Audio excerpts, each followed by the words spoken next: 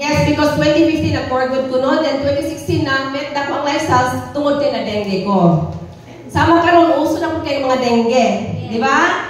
Mga bata karon sa ospital because bago lang ko nagdikan sa ospital na ko dala ko na aksidente, puro mga dengue ang pasyente dito. So, na-met na ko 2016, ano lang kag-introduce ako sa isa ka tao, gi-try na ko ang isa ka Betikit. That time wala pa Cardio Life, intra lang Nutria o Fiber Life. So, gi-try na ko ang Betikit. Amazing kayong product because 2 weeks lang nag-take na ko sa product is na address ang akong almorana. Yeah! O, diba? So, wala lang ko na pa-opera. So, naka-save na ko ato.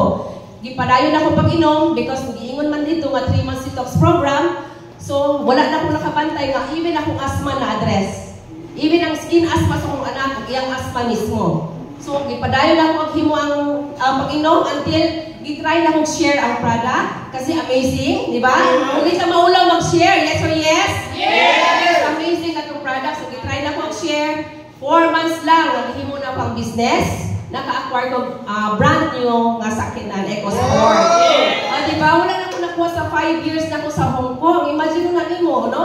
Dollar pa ganyan ang kita dito. Whereas 3 peso lang, pero makakuha dito sa sakinan. Pwede mo makabot mong damgo dire. Yes or yes? Yes! That's why ipadayon na ako ang akong business. And of course, magpasalamat ko, no? Grateful and thankful po ko sa akong upline, no?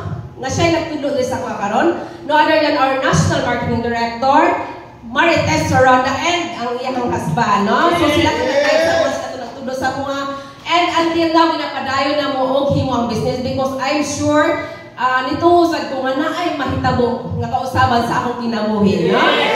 That's all and good morning.